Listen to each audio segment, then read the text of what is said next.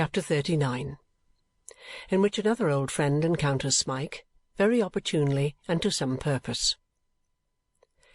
The night, fraught with so much bitterness to one poor soul, had given place to a bright and cloudless summer morning, when a north country mail coach traversed, with cheerful noise, the yet silent streets of Islington, and, giving brisk note of its approach with the lively winding of the guard's horn, clattered onward to its halting-place hard by the post-office. The only outside passenger was a burly, honest-looking countryman on the box, who, with his eyes fixed upon the dome of St. Paul's Cathedral, appeared so wrapped in admiring wonder as to be quite insensible to all the bustle of getting out the bags and parcels, until one of the coach windows being let sharply down, he looked round and encountered a pretty female face which was just then thrust out. "See there, lass!" bawled the countryman, pointing towards the object of his admiration. "There be Paul's Church. Egod, he be a sizable un, he be." "Goodness, John, I shouldn't have thought it could have been half the size. What a monster!" "Monster! You'd about read there, I reckon, Mrs. Brodie," said the countryman good-humouredly, as he came slowly down in his huge top-coat. "And what dost thee tak yon place to be, noo? Thot an hour the wa. Ye'd never come near it gin you thried for 12 months. It's na but a post office." "The need to charge for double lathers. A post office! What dost thee think o' that? Ecod, if that's only a post office, I'd like to see where the Lord Mayor of Lunnon lives." So saying, John Brody, for he it was, opened the coach-door, and tapping Mrs. Brody, late Miss Price, on the cheek as he looked in, burst into a boisterous fit of laughter. "Well," said John, "dang my buttons if she bean't asleep again." "She's been asleep all night, and was all yesterday, except for a minute or two now and then," replied John Brody's choice, "and I was very sorry when she woke, for she's been so cross." The subject of these remarks was a slumbering figure, so muffled in shawl and cloak that it would have been a matter of impossibility to guess at its sex but for a brown beaver bonnet and green veil which ornamented the head, and which, having been crushed and flattened for 250 miles in that particular angle of the vehicle from which the lady's snores now proceeded, presented an appearance sufficiently ludicrous to have moved less risible muscles than those of John Brody's ruddy face. "Hallo!" cried John, twitching one end of the dragged veil. "Come wakken oop, will 'ee?" After several burrowings into the old corner and many exclamations of impatience and fatigue, the figure struggled into a sitting posture, and there, under a mass of crumpled beaver and surrounded by a semicircle of blue curl-papers, were the delicate features of Miss Fanny Squeers. "Oh, 'Tilda!" cried Miss Squeers. "How you've been kicking of me through this blessed night!" "Well, I do like that," replied her friend, laughing, "when you have had nearly the whole coach to yourself." "Don't deny it, 'Tilda," said Miss Squeers impressively, "because you have. And it's no use to go attempting to say you haven't. You mightn't have known it in your sleep, 'Tilda, but I haven't closed my eyes for a single wink, and so I think I am to be believed."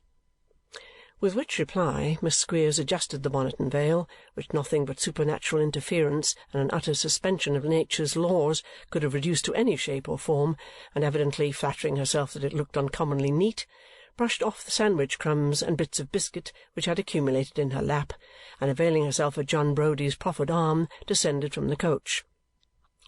"Noo," said John, when a hackney coach had been called and the ladies and the luggage hurried in, "gang to the Sarah's Head, mun." "To the where?" cried the coachman. "Look, Mr. Brody," interrupted Miss Squeers, "the idea! Saracen's Head."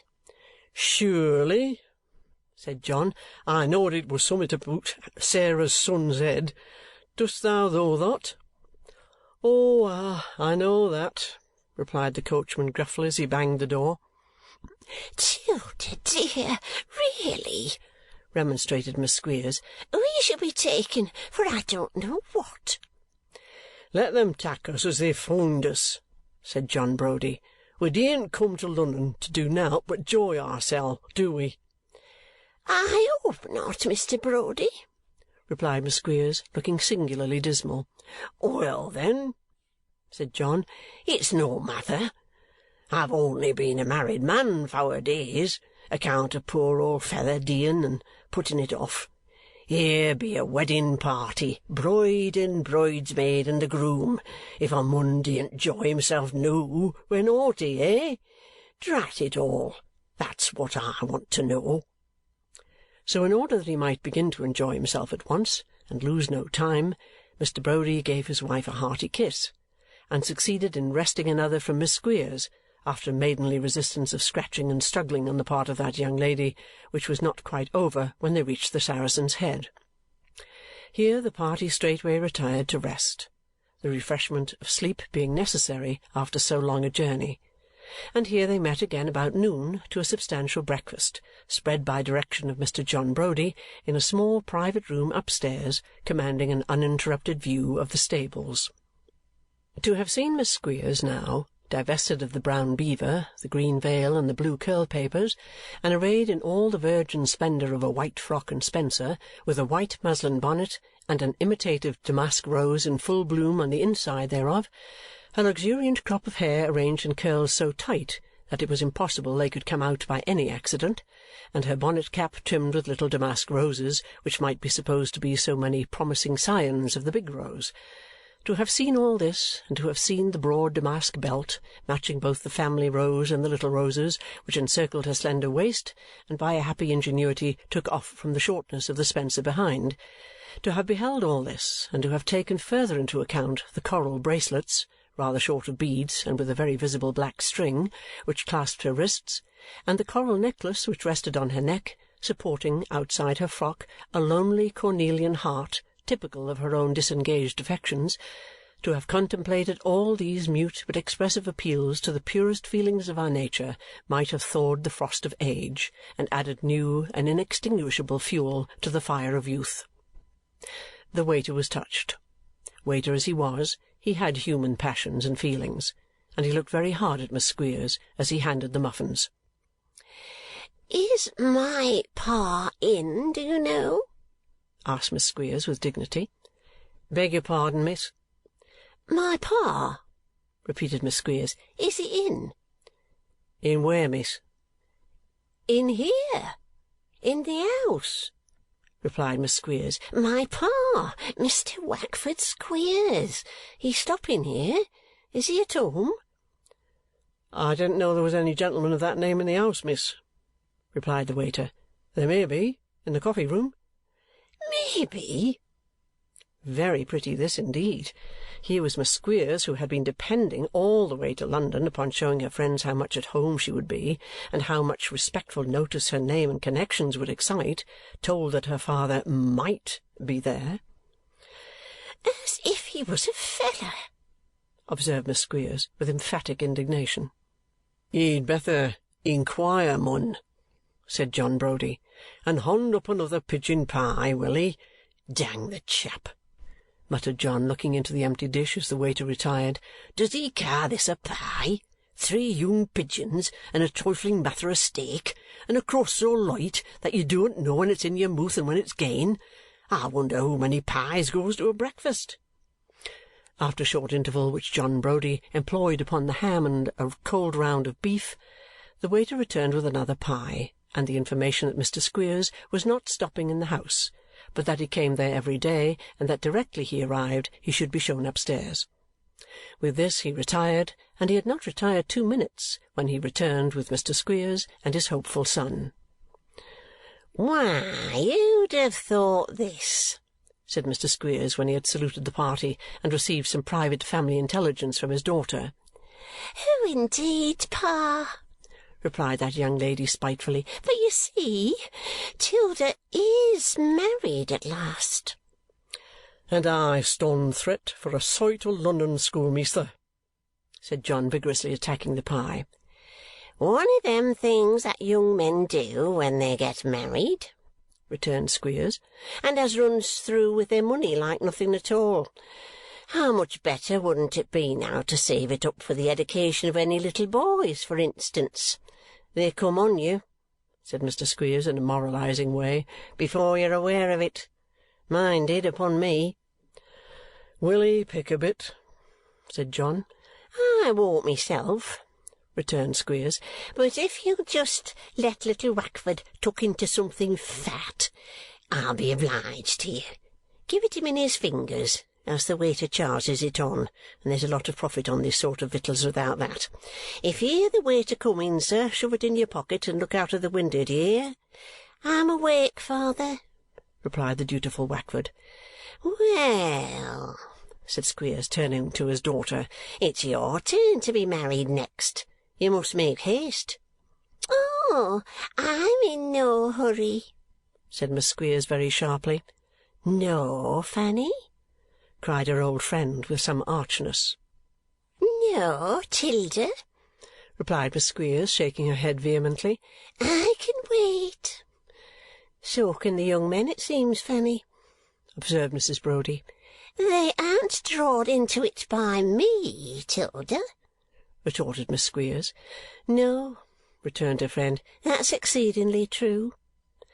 The sarcastic tone of this reply might have provoked a rather acrimonious retort from Miss Squeers, who, besides being of a constitutionally vicious temper, aggravated just now by travel and recent jolting, was somewhat irritated by old recollections and the failure of her own designs upon Mr. Browdie.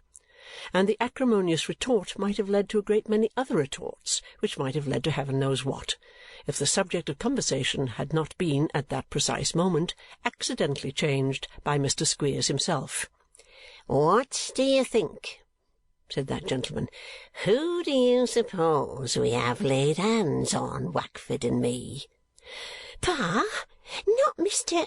Miss Squeers was unable to finish the sentence, but Mrs. Browdie did it for her and added, "Nickleby?" "No," said Squeers, "but next door to him, though." "You can't mean Smike?" cried Miss Squeers, clapping her hands. "Yes, I can, though," rejoined her father. "I've got him, hard and fast." "What!" exclaimed John Browdie, pushing away his plate. "Got that poor dommed scoundrel? Where?" "Why, in the top back room at my lodging," replied Squeers, "with him on one side and the key on the other." "At thy lodging? Thee'st gotten him at thy lodging? Oh, the schoolmeasther again, all England! Give us thee hond, mun. I'm darned, but I must shack thee by the hond for that. Gotten him at thy lodging?" "Yes," replied Squeers, staggering in his chair under the congratulatory blow on the chest which the stout Yorkshireman dealt him. "Thank'ee. Don't do it again. You mean it kindly, I know, but it hurts rather. Yes, there he is. That's not so bad, is it?" "Bad?" repeated John Browdie. "It's enough to scare a mun to hear tell on." "I thought it would surprise you a bit," said Squeers, rubbing his hands. "It was pretty neatly done, and pretty quick too." "Who were it?" inquired John, sitting down close to him. "Tell us all about it, mun. Come, quick." Although he could not keep pace with John Browdie's impatience, Mr. Squeers related the lucky chance by which Smike had fallen into his hands as quickly as he could, and, except when he was interrupted by the admiring remarks of his auditors, paused not in the recital until he had brought it to an end. "For fear he should give me the slip by any chance," observed Squeers when he had finished, looking very cunning, "I've taken 3 outsides for to-morrow morning, for Wackford and him and me, and have arranged to leave the accounts and the new boys to the agents, don't you see? So it's very lucky you come to-day, or you'd have missed us. And as it is, unless you come and tea with me to-night, we shan't see anything more of you before we go away." "Dean't say another word," returned the Yorkshireman, shaking him by the hand. "We'd come if it were 20 mile." No. Would you, though? Returned Mr. Squeers, who had not expected quite such a ready acceptance of his invitation, or he would have considered twice before he gave it. John Brody's only reply was another squeeze of the hand and an assurance that they would not begin to see London till to-morrow, so that they might be at Mr. Snawley's at 6 o'clock without fail, and after some further conversation Mr. Squeers and his son departed. During the remainder of the day Mr. Brody was in a very odd and excitable state, bursting occasionally into an explosion of laughter, and then taking up his hat and running into the coach-yard to have it out by himself. He was very restless too, constantly walking in and out, and snapping his fingers, and dancing scraps of uncouth country dances, and, in short, conducting himself in such a very extraordinary manner that Miss Squeers opined he was going mad, and begging her dear 'Tilda not to distress herself, communicated her suspicions in so many words. Mrs. Brody, however, without discovering any great alarm, observed that she had seen him so once before, and that although he was almost sure to be ill after it, it would not be anything very serious, and therefore he was better left alone. The result proved her to be perfectly correct, for, while they were all sitting in Mr. Snawley's parlour that night, and just as it was beginning to get dusk, John Brody was taken so ill, and seized with such an alarming dizziness in the head, that the whole company were thrown into the utmost consternation. His good lady, indeed, was the only person present who retained presence of mind enough to observe that if he were allowed to lie down on Mr. Squeers's bed for an hour or so, and left entirely to himself, he would be sure to recover again almost as quickly as he had been taken ill. Nobody could refuse to try the effect of so reasonable a proposal before sending for a surgeon. Accordingly, John was supported upstairs with great difficulty, being a monstrous weight, and regularly tumbling down 2 steps every time they hoisted him up 3, and, being laid on the bed, was left in charge of his wife, who, after a short interval, reappeared in the parlour with the gratifying intelligence that he had fallen fast asleep. Now, the fact was that at that particular moment John Brody was sitting on the bed with the reddest face ever seen, cramming the corner of the pillow into his mouth to prevent his roaring out loud with laughter. He had no sooner succeeded in suppressing this emotion than he slipped off his shoes, and creeping to the adjoining room where the prisoner was confined, turned the key, which was on the outside, and darting in, covered Smike's mouth with his huge hand before he could utter a sound. "Ods bobs! Dost thee not know me, mun?" whispered the Yorkshireman to the bewildered lad. "Brody, chap as met thee efter the schoolmeasther was banged." "Yes, yes," cried Smike. "Oh, help me!" "Help thee?" replied John, stopping his mouth again the instant he had said this much. "Thee didn't need help, if thee warn't a silly youngster as ever drawed breath. What did he come here for, then?" "He brought me. Oh, he brought me!" cried Smike. "Brout thee?" replied John. "Why didn't he punch his head, or lay theeself down and kick and squeal out for the police? I'd ha' licked a dozen such as him when I was as young as thee, but thee be'est a poor broken-down chap," said John sadly, "and God forgive me for bragging our Jan or his weakest creatures." Smike opened his mouth to speak, but John Brody stopped him. "Stand still," said the Yorkshireman, "and don't speak a morsel or talk till I tell 'ee." With this caution, John Brody shook his head significantly, and drawing a screwdriver from his pocket, took off the box of the lock in a very deliberate and workmanlike manner, and laid it, together with the implement, on the floor. "See thot," said John. "Thot be thy doing. Noo, could a wa?" Smike looked vacantly at him, as if unable to comprehend his meaning. "I say, could a wa?" repeated John hastily. "Dost thee know where thee livest? Thee dost? Weel, are yon thy clothes or schoolmeasther's?" "Mine," replied Smike, as the Yorkshireman hurried him to the adjoining room and pointed out a pair of shoes and a coat which were lying on a chair. "On wi' 'em," said John, forcing the wrong arm into the wrong sleeve and winding the tails of the coat round the fugitive's neck. "Noo, follow me, and when thee gets outside door, turn to the right, and they won't see thee pass." But, he'll hear me. Shut the door," replied Smike, trembling from head to foot. "Then don't shut it at all," retorted John Browdie. "Dang it, thee bean't afeard of schoolmeasther's takken cold, I hope?" "No," said Smike, his teeth chattering in his head, "but he brought me back before, and will again. He will indeed." "He wull, replied John impatiently. He wean't. Look'ee, I want to do this neighbourly like, and let them think thee's gotten awa o' theeself. But if he cooms oot o' that parlour a whiles he at clearing off, he mun have mercy on his own bones, for I wean't. If he finds it oot soon efter, I'll put un on a wrong scent, I warrant thee. But if thee keep'st a good heart, thee'lt be at home afore they know thee'st gotten off. Coom."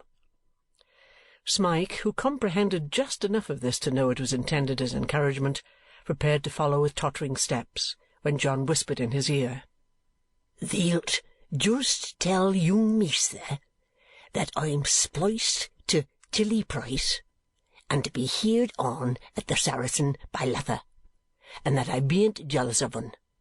Dang it, I'm like to bust when I think o' that neat. God, I think I see un now, a powdering awa at the thin bread and butter."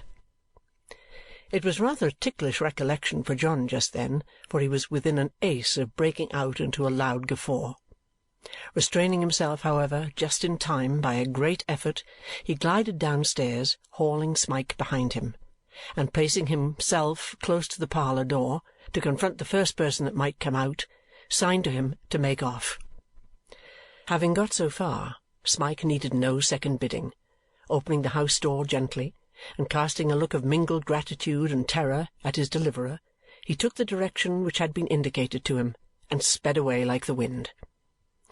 The Yorkshireman remained on his post for a few minutes, but, finding that there was no pause in the conversation inside, crept back again unheard, and stood listening over the stair-rail for a full hour. Everything remaining perfectly quiet, he got into Mr. Squeers's bed once more, and drawing the clothes over his head, laughed till he was nearly smothered. If there could only have been somebody by, to see how the bedclothes shook, and to see the Yorkshireman's great red face and round head appear above the sheets every now and then, like some jovial monster coming to the surface to breathe, and once more dive down convulsed with the laughter which came bursting forth afresh, that somebody would have been scarcely less amused than John Browdie himself. Chapter 39.